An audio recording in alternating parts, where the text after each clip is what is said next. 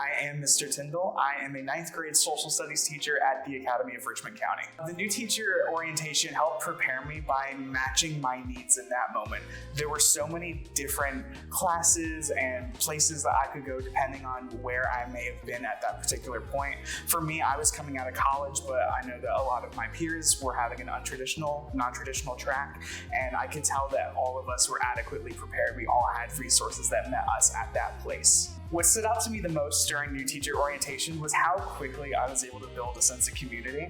Almost instantly within the very first class, I was meeting fellow teachers who were fresh out of college, starting on their very first year.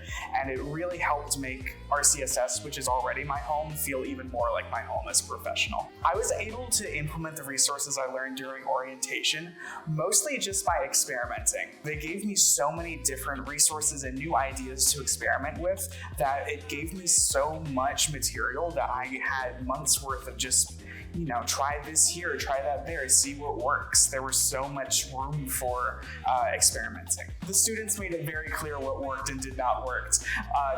It was very much their language, their behavior, they are very upfront with me with what's working, what isn't. And so I, as their teacher, was never in the dark as to what they needed or wanted. The most important thing I learned about myself is that I'm evil. That is not something I knew before I started teaching at Richmond County, but now I do, and I think that's great. More seriously, I've learned that I'm kind of impatient professionally. I'm ending my first year, and I sort of already feel like, all right, cool, so when do we start, when's the principal stuff start happening, right? That's sort of been something I've had to adjust, is realize, hey, we're still in the first year, we're still learning. That's something I learned about myself, is my own impatience. I work to correct or work on my impatience by just focusing on each day one at a time, right? What can I focus on today? What is something right now that I could be doing to help that student over there? What's maybe something I'm not considering right now that I should be considering?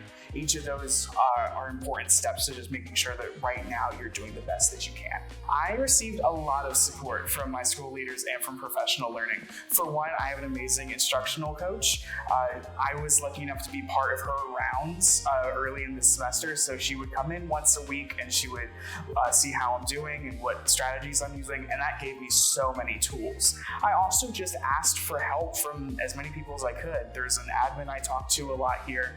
I've asked custodians for their opinions on how to talk to certain children. I really try to get as much support as I can from everybody, and I've been really lucky to have a great community here. RCSS was already home for me. I spent pre-K all the way through 12th grade here in RCSS. I left Richmond County for college, but the whole time it was my intention to come back home and try and give back a little bit.